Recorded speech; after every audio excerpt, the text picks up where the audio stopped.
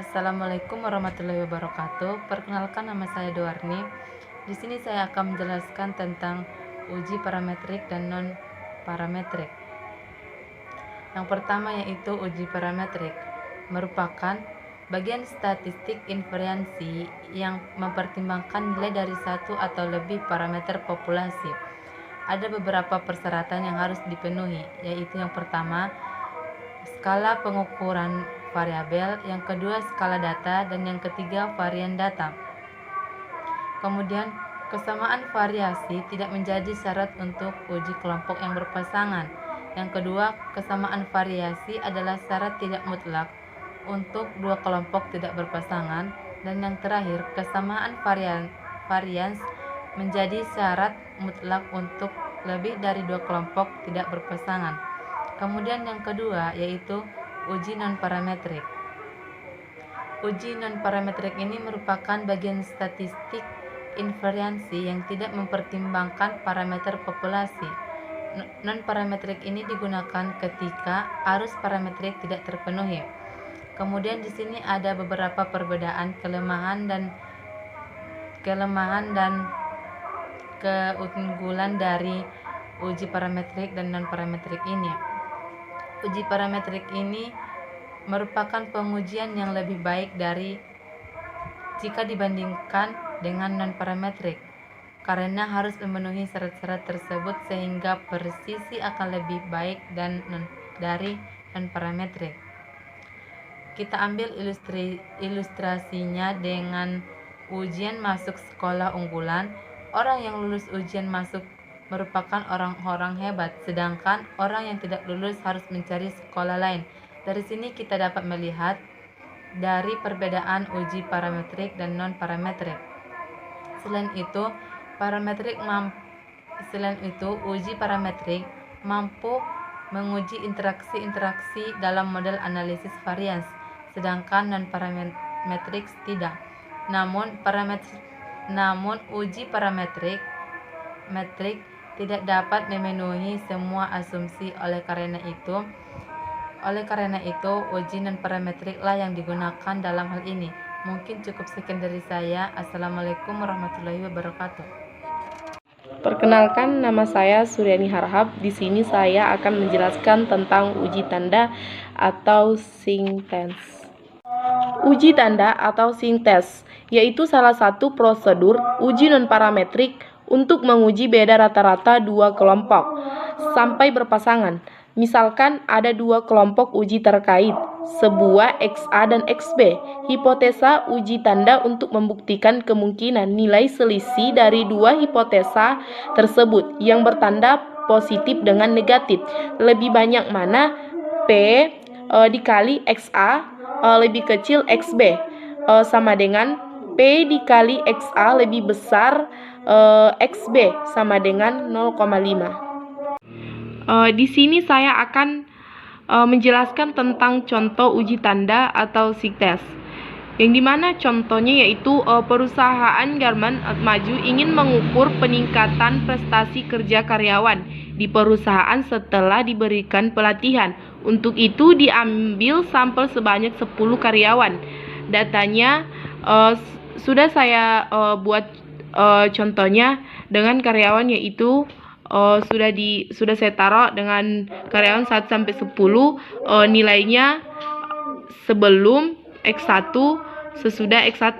Sebelum X1 72, 67, 71, 86, 83, 60, 91, 70, 65, 80 dan seterusnya juga saya sudah cantumkan di sini, yang dimana di situ X2 dikurang X1. Nah, sudah saya buat contohnya. Itulah contoh dari uji tanda atau sintens. Selanjutnya di sini saya akan melanjutkan sambungan dari tadi contoh uji tanda. Hipotesis uji HO P sama dengan 0,5, tidak ada peningkatan prestasi kerja. Dan seterusnya H1 P 0,5, ada peningkatan prestasi kerja. Yang dimana di sini tarif nyata A alfa 5%. Yang dimana kan kita sudah tahu 5% sama dengan 0,5. Dan seterusnya Kriteria penguji. HO diterima apabila probabilitas hasil sampel lebih kecil dari 0,05. HO ditolak apabila hasil sampel lebih besar 0,5. Mungkin cukup sekian yang bisa saya jelaskan tentang uji tanda atau siktens. Assalamualaikum warahmatullahi wabarakatuh. Saya Mariam Siregar dari ruang angka 3 NIM 1840258. Di sini saya akan menjelaskan tentang uji ranking bertanda Wilcoxon, yang dimana pada tahun 1945 Frank Wilcoxon mengusulkan suatu cara non-parametrik yang amat sederhana untuk membandingkan dua populasi kontinu bila hanya tersedia sampel bebas yang sedikit dan kedua populasi asal tidak normal dan kedua populasi asalnya tidak normal. Uji ini digunakan menguji kondisi atau variabel pada sampel yang berpasangan atau dapat juga untuk penelitian sebelum dan sesudah. Dalam uji ini ingin diketahui manakah yang lebih besar dari antara berpasangan. Cara ini sekarang dinamakan uji Wilcoxon atau uji ranking bertanda Wilcoxon, merupakan penyempurnaan dari uji tanda. Uji Wilcoxon ini hampir sama dengan uji tanda, tetapi besarnya selisih nilai angka antara positif dan negatif diperhitungkan dan digunakan untuk menguji hipotesis komparatif dua sampel berpasangan. Uji Wilcoxon lebih peka daripada uji tanda dalam penentuan perbedaan antara rataan populasi, dan karena itu akan dibahas secara mendalam. Jika sampel berpasangan lebih besar dari 25, maka distribusinya dianggap akan mendekati distribusi normal.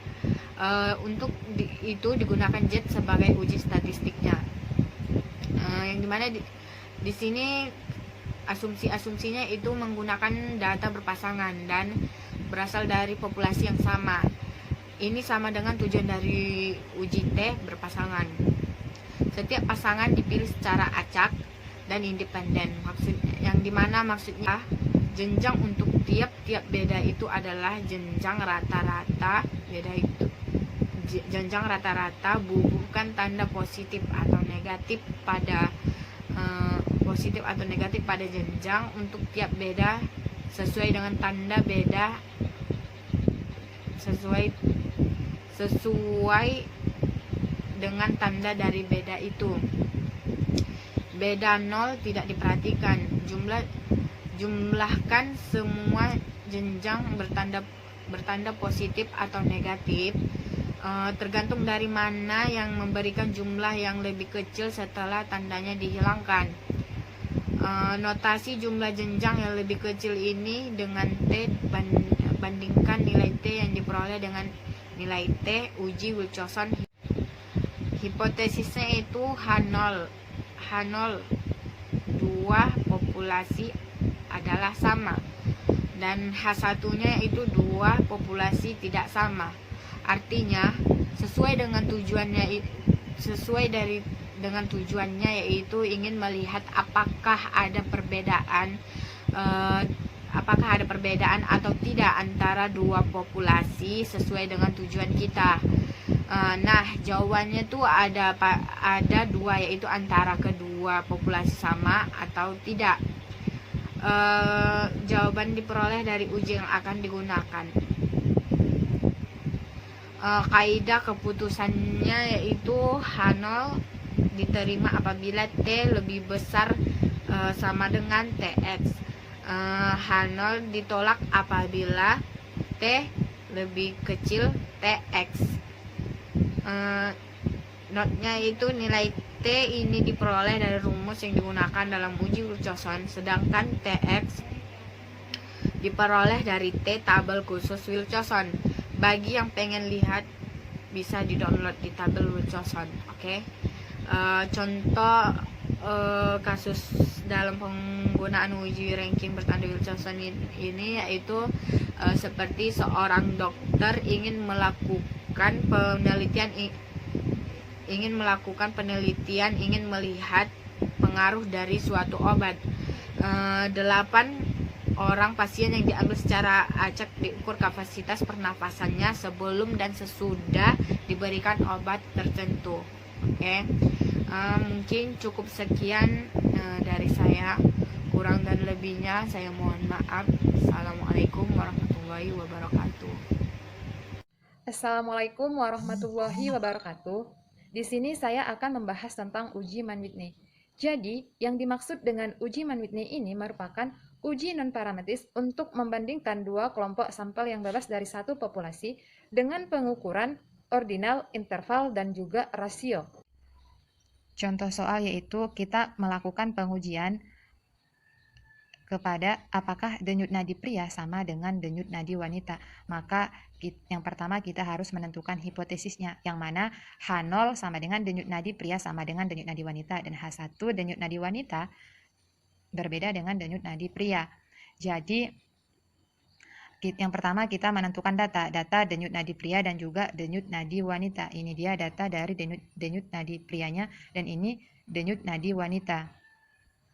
Nah, di sini kita mengurutkan datanya dari yang terkecil dan memberikan rankingnya, yaitu data yang paling terkecil seperti yang kita lihat yaitu adalah 79 diurutkan sampai yang terbesar yaitu 91 dan juga memberikan rankingnya dan juga menentukan ataupun menuliskan jenis kelaminnya agar mengetahui perbedaannya. Yang wanita dituliskan wanita dan pria dan jangan salah-salah. Langkah selanjutnya akan ranking. Dengan kita menuliskan denyut nadi pria dan juga menuliskan rankingnya dan juga nanti kita menjumlahkan ranking, dan ini adalah jumlah dari ranking denyut nadi pria dan ini jumlah dari ranking denyut nadi wanita. Dan selanjutnya langkah yang kita gunakan yaitu menghitung nilai U, yang mana rumusnya yaitu dengan U1 merupakan ataupun U1 sama dengan N1 dikali N2 tambah N1 kali N1 tambah 1 dibagi 2 dikurang R1.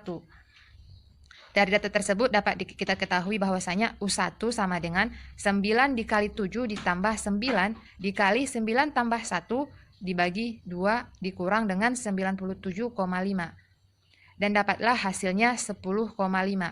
Dan U2 yaitu untuk menentukan U2 maka U2 sama dengan N1 dikali N2 ditambah N2 kali N2 tambah 1 dibagi 2 dikurangi R2. Maka dari data ini kita dapat U2 sama dengan 9 dikali 7 tambah 7 dikali 7 ditambah 1 dibagi 2 dikurang dengan 38,5. Jadi hasilnya kita dapat 129,5. Jadi, sebagai kesimpulan dari uji Mann-Whitney pada apakah denyut nadi pria sama dengan denyut nadi wanita, yaitu sebagai kesimpulan nilai statistik uji lebih besar dari U tabel Mann-Whitney yaitu 10,5 lebih kecil dari 12 sehingga keputusan H0 yakni denyut nadi pria sama dengan denyut nadi wanita diterima dan H1 keputusan H1 yakni yaitu denyut nadi pria berbeda dengan denyut nadi wanita itu ditolak. Assalamualaikum warahmatullahi wabarakatuh. Saya Nurul Wardah Harahap akan coba menjelaskan koefisiensi kolerasi untuk Spearman. Langsung saja kita cus ke penjelasannya. Uji kolerasi Spearman merupakan alat uji statistik yang digunakan untuk menguji hipotesis asosiatif dua variabel. Kemudian masuk ke syarat uji.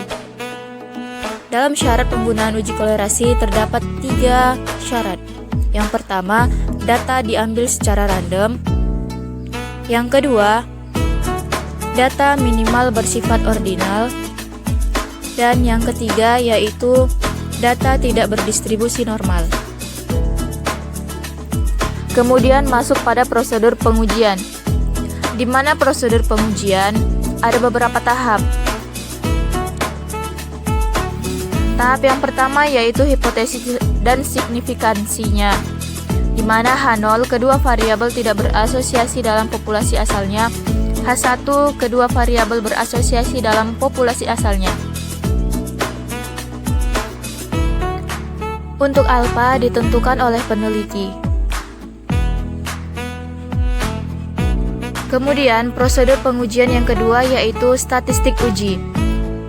Berikut ini merupakan rumus dari kolerasi Reng-Sperman, di mana RS merupakan koefisien kolerasi Reng-Sperman, DI selisih ranking variabel X, XI yaitu selisih ranking untuk variabel X pada observasi ke I, YI yaitu selisih ranking untuk variabel Y pada observasi ke I, dan T besar yaitu faktor koreksi, dan T kecil merupakan banyaknya observasi yang berangka sama pada suatu ranking tertentu.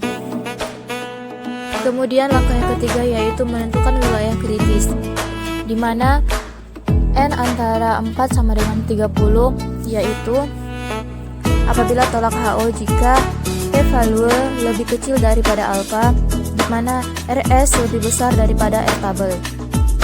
Kemudian N lebih besar sama dengan 10, P-value-nya lebih kecil daripada alfa, maka T hitung mutlak lebih besar daripada T tabel.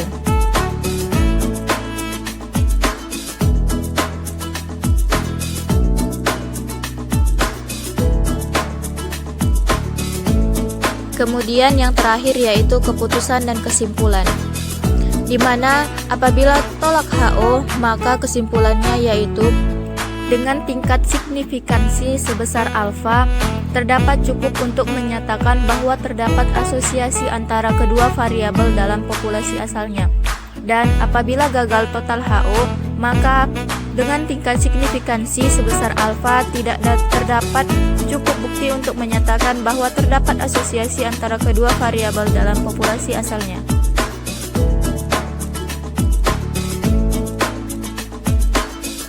Baiklah, langsung saja kita masuk ke contoh soal untuk dapat lebih memahaminya. Untuk contoh soal mari kita simak narasi berikut. Ceritanya, ada sekumpulan ibu-ibu yang sedang menunggu anaknya pulang, entah bagaimana kehabisan bahan gibah. Kemudian tiba-tiba ada yang nyeletuk. Ibu, nilai matematika anakmu berapa?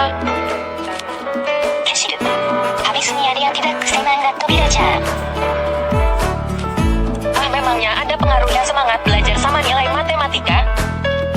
Gak tahu sih, adain penelitian yuk biar produktif kita. Ada gak sih hubungan antara motivasi belajar dengan prestasi nilai matematika anak kita? Ayo.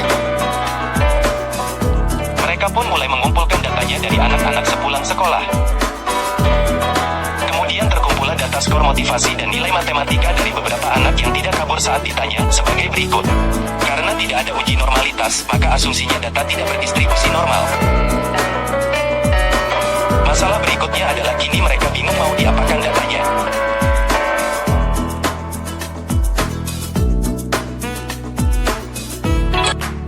Baiklah, langsung saja kita selesaikan kolerasi Sperman-nya. Kita ambil hipotesis jika H0 maka tidak ada hubungan antara motivasi belajar dengan nilai matematika, dan jika H1 maka ada hubungan antara motivasi belajar dengan nilai matematika. Langsung saja kita ambil alfanya yaitu 5%. Berikut ini merupakan data dari kolerasi Sperman. Langkah pertama yang harus kita lakukan yaitu mencari ranking dari nilai-nilai tiap variabel. Kemudian, apabila ada nilai yang sama maka dibagi.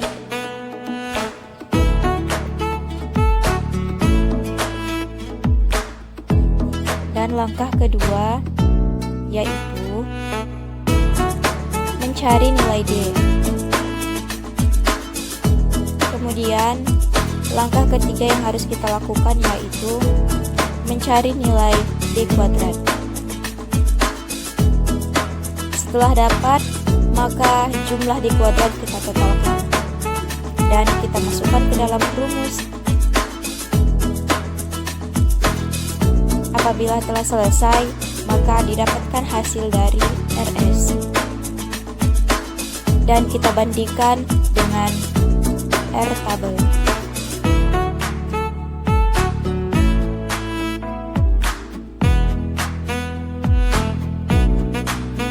Dengan demikian, maka dapat kita ambil kesimpulannya, karena RS lebih besar dari R tabel, maka tolak HU.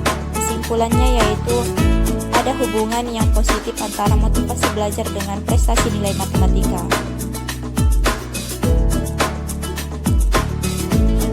Ya, saya sudah menjelaskan toleransi sebagian dan titik contoh soalnya. Apabila ada kesalahan dan kekurangan, saya mohon maaf. Assalamualaikum warahmatullahi wabarakatuh. Assalamualaikum warahmatullahi wabarakatuh. Baiklah, di sini saya akan membahas mengenai sedikit rantes untuk kerandoman, yang dimana analisis rantes atau uji RAN adalah salah satu uji statistik non parametrik, yang dimana uji rantes bisa digunakan untuk menguji pada kasus satu sampel, dan pengujian dengan metode ini untuk kasus satu sampel. Prosedur rantes dilakukan untuk data bertingkat dari nilai variabel yang diacak. Kemudian uji ini dapat digunakan untuk melihat apakah observasi atau sampel diambil secara random. Data bisa berbentuk kualitatif seperti data laki-laki dan perempuan, atau kuantitatif seperti data di bawah rata-rata diberi simbol minus dan data di atas rata-rata diberi simbol plus. Kemudian runtun atau RAN didefinisikan sebagai suatu urutan lambang-lambang yang sama yang diikuti serta mengikuti lambang-lambang yang berbeda. Kemudian fungsinya yaitu menguji sederetan data yang terdiri atas dua kategori, apakah tersusun secara random atau sistematik. Kemudian sebuah deretan simbol yang sama disebut satu RAN. Selanjutnya, jika ukuran sampel lebih kecil dari 20, maka data diubah dalam dua kategori. Selanjutnya, beri tanda kategori 1 dan kategori 2 dengan urutan tetap.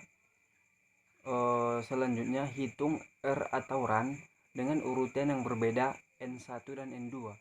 Kemudian signifikansi, gunakan tabel F1 dan F2 dan bandingkan tabel F1 dan F2. Yang dimana tabel F1 nilai-nilai batas terkecil R untuk menolak H0. Kemudian tabel F2 nilai-nilai terbatas terbesar R untuk menolak H0. Nah, jika R berbeda antara F1 dan F2, maka terima HO. Dan jika R lebih kecil daripada F1 atau R lebih besar daripada F2, maka tolak H0.